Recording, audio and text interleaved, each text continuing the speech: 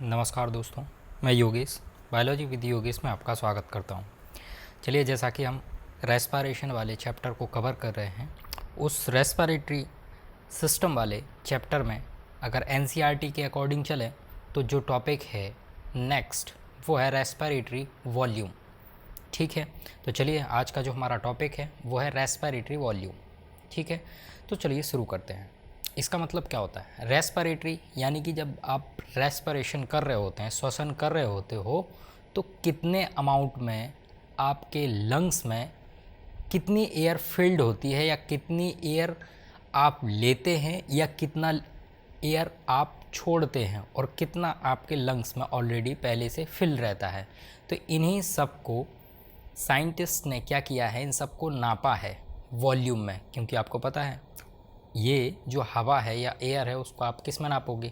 Lungs के अंदर जो आयतन होगा, जितना उसमें हवा फिल होगी, उसको वॉल्यूम में नापेंगे।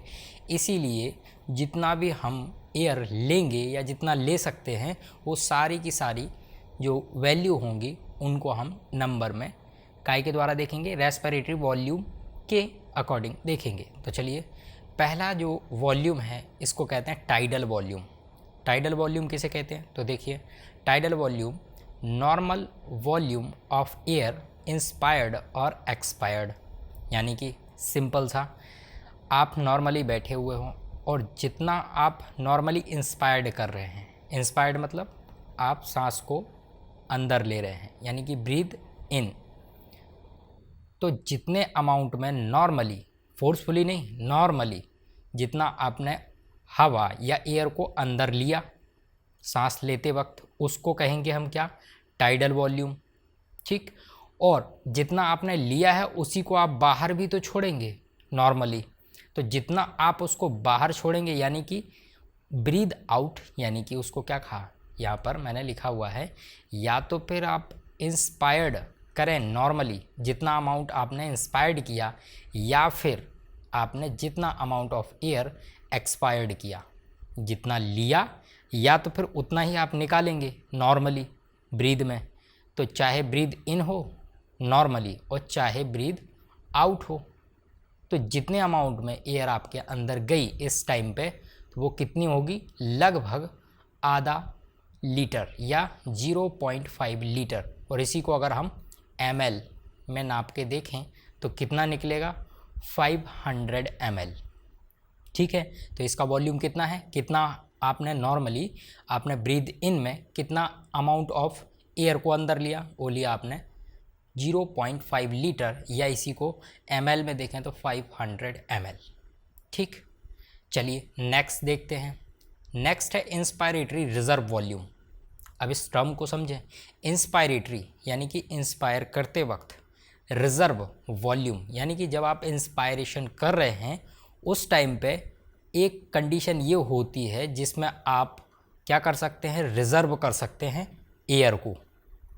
तो आप करके देखिए, जैसे कि मैंने अभी कहा था आपको, नॉर्मल कंडीशन में इंस्पायर्ड किया आपने, नॉर्मल कंडीशन में आपने इंस्पायर्ड किया यानी कि ब्रीथ इन किया, उसके बाद फिर आप फोर्सफुली या additional volume of air inspired भी कर सकते हैं।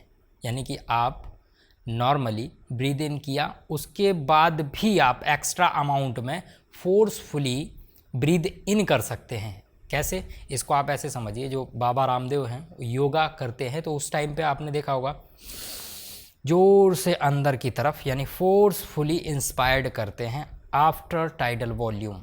यानी कि मैंने आपको बताया अभी कि जो नॉर्मली आपने टाइडल वॉल्यूम लिया, उसके बाद फिर आप फोर्सफुली कितना अंदर तक जोर से फोर्सफुली एक्स्ट्रा अमाउंट में एयर को अंदर इंस्पायर कर सकते हैं या अंदर ले सकते हैं। तो जितना अमाउंट में आप लेंगे उसका वॉल्यूम कितना निकलेगा? 2.5 लीटर के लगभग, या उसी को अगर हम ml में कन्वर्ट करें तो 2500 ml। ठीक, तो आप यहाँ वैल्यू ज़रूर देखते जाइएगा। तो यहाँ हमने आपको कितना बताया कि इसको एक बार फिर से समझिए। मैंने कहा इंस्पायरेटरी रिजर्व वॉल्यूम यानी कि नॉर्मल ब्रीद में हम जितना सांस अंदर लेते हैं वो तो है ही, लेकिन हम उससे भी कई ज़्यादा और फोर्सफुल इंस्पायर्ड कर सकते हैं, जिससे कि क्या हो? रिज़र्व हो जाए। है ना, इसी को ही तो कह रहे हैं इंस्पायरेटरी रिजर्व वॉल्यूम। ठीक है, तो कितना अमाउंट आप ले सकते हैं, 2.5 लीटर के लगभग। ठीक है, कितना लेंगे, 2.5 लीटर के लगभग, या उसी वॉल्यूम को अगर हम ml में कन्वर्ट करें तो कितना हो जाएगा 2500 ml या 2500 ml। ठीक है, ये आपको समझ आ गया होगा। चलिए इसके बाद तीसरा देखते हैं। तीसरा है expiratory reserve volume. Expiratory reserve volume इसी का जस्ट उल्टा होगा, यानी कि एक्सपायरेटरी यानी कि बाहर निकालना या ब्रीद आउट करना, रिजर्व वॉल्यूम यानी कि जो रिजर्व में, यानी कि आपने जो टाइडल वॉल्यूम आपने निकाला यानी कि ब्रीद आउट किया नॉर्मली, उसके बाद जो आप ज़ोर से आप एक्सपायर्ड करते हैं या ज़ोर से आप जो एक्सपायरेशन करते हैं, जितने अमाउंट में आपकी जो एयर होगी वो फोर्सफुली आप बाहर निकालेंगे, किसके बाद, टाइडल वॉल्यूम के बाद। कौन सा टाइडल वॉल्यूम, नॉर्मली वाला टाइडल वॉल्यूम जो कि एक्सपायर्ड किया है, उसके बाद जो फोर्सफुली आप बाहर एयर निकालेंगे उसी को कहेंगे हम क्या, एक्सपायरेटरी रिजर्व वॉल्यूम। जैसे कि आपने कपालभाति किया होगा, तो कपालभाति में क्या करते हैं, आप थोड़ा सा एयर आप जो बाहर निकाले हैं शुरू में नॉर्मली, उसके बाद भी फोर्सफुली आप और निकाल सकते हैं। वही जो फोर्सफुली एक्सपायरेशन है या फोर्सफुली एक्सपायर्ड है आफ्टर द टाइडल वॉल्यूम, जितना एयर आपने निकाला उसका लगभग वॉल्यूम कितना निकलता है, 1 लीटर के लगभग, या इसी को अगर ml में कन्वर्ट करें तो कितना होगा 1000 ml। ठीक है, तो यहाँ पर फोर्सफुली इंस्पायर्ड किया तो इंस्पायरेटरी रिजर्व वॉल्यूम हो गया, और यहाँ पर फोर्सफुली एक्सपायर्ड किया तो क्या हो गया, एक्सपायरेटरी रिजर्व वॉल्यूम।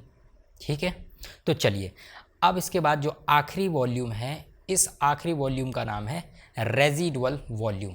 तो देखो आप इतना समझिए कि जब भी आपके लंग्स में अगर हम वॉल्यूम चेक करेंगे तो एक वॉल्यूम यानी कि एक वॉल्यूम आपके लंग्स में हमेशा बना रहेगा, या फिर ऐसा कहें कि एक वॉल्यूम ऑफ एयर आपके लंग्स में हमेशा बनी रहेगी, चाहे आप एक्सपायर्ड कर दें, चाहे आप इंस्पायर्ड कर दें, चाहे आप फोर्सफुली एक्सपायर करें, चाहे फोर्सफुली इंस्पायर्ड करें, उसके बावजूद भी आपके लंग्स कोलैप्स ना हो।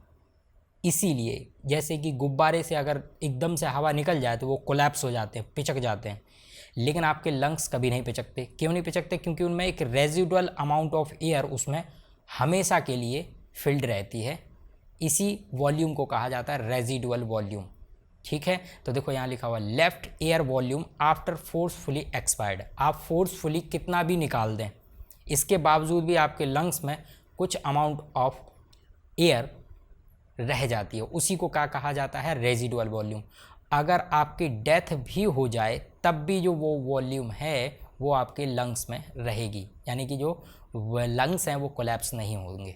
ठीक है, तो आई होप आपको समझ आया होगा। इसको और बेटर तरीके से हम इस डायग्राम से और बेटर ढंग से समझेंगे और चारों वॉल्यूम को फिर से रिवाइज करते हैं। तो चलिए देखो, मैंने यहाँ पर समझाने के लिए यहाँ पर एक डायग्राम बनाया। तो यहाँ पर देखिए आप, ये जो है ये क्या है, यहाँ पर बना हुआ लंग्स बना हुआ है। ठीक है, ये लंग्स बना है, या इस पूरे को मैंने एक थोरैकिक कैविटी या थोरैकिक चैम्बर बना दिया। ये आपका थोरैकिक चैम्बर है। ठीक है, ये क्या हो गया, ये आपका थोरैकिक चैम्बर हो गया। अब इस थोरैकिक चैम्बर में ये क्या है, लंग्स है। ठीक है, लंग्स में ही क्या होगी, ब्रीद इन ब्रीद आउट होगी। अच्छा, यहाँ पर देखो मैंने इसमें नॉर्मल कंडीशन में आपके लंग्स के अंदर एक ये जो स्पेस यहाँ ये एरो से बनाया है, इसको मैंने कहा रेजिडुअल वॉल्यूम। यानी कि नॉर्मली आपके लंग्स में चाहे आप फोर्सफुली एक्सपायर्ड कर लें, इसके बावजूद भी आपके लंग्स में एक एयर हमेशा फिल्ड रहती, चाहे आपकी डेथ क्यों ना हो जाए। उस वॉल्यूम ऑफ एयर को क्या कहते हैं, रेजिडुअल वॉल्यूम। और ये कितना होता है, 1.2 लीटर या 1200 ml। ठीक है, ये अमाउंट आपको याद रखना है। ठीक है, और अब यहाँ पर देखिए मैंने क्या कहा था, जब आप नॉर्मली क्या करते हैं, ब्रीद इन करते हैं, जैसे मान लो इस एरो को देखना, ये एरो मैंने अभी ऊपर बनाया क्योंकि जब आप ब्रीद इन करेंगे तो आपका थोरैकिक चैम्बर फूलेगा, क्योंकि अंदर की तरफ क्या भरेगी, एयर भरेगी।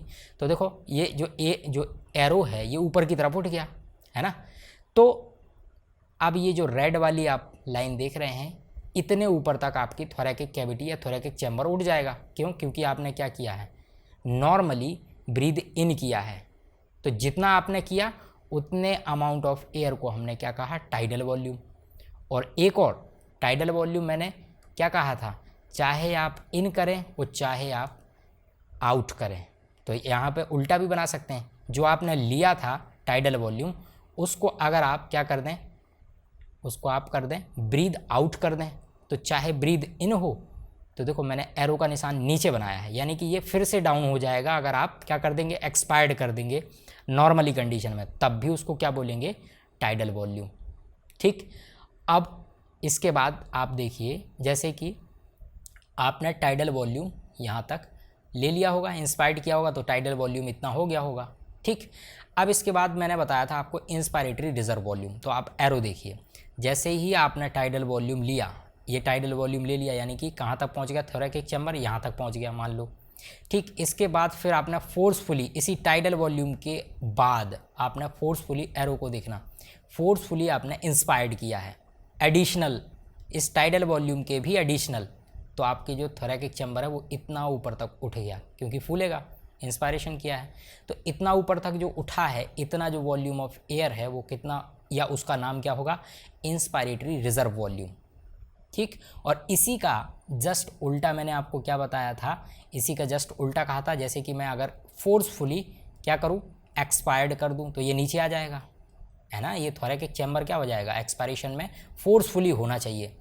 तो ये जो फोर्सफुली आपने क्या किया है, फोर्सफुली एक्सपायर्ड किया है इतने ऑफ अमाउंट एयर के लिए, जो आपने नाम दिया था उसको कहा था एक्सपायरेटरी रिजर्व वॉल्यूम। ठीक है, तो आई होप आपको ये लेक्चर समझ आ गया होगा, और ये जो टॉपिक है ये आपको सारे जितने भी 4 जो इनके वॉल्यूम हैं ये आपको सारे समझ आ गए होंगे। तो आप लोग लाइक करना भूल जाते हैं, तो लाइक करें और ज़्यादा से ज़्यादा सब्सक्राइब करें और लोगों को शेयर करें। Thank you.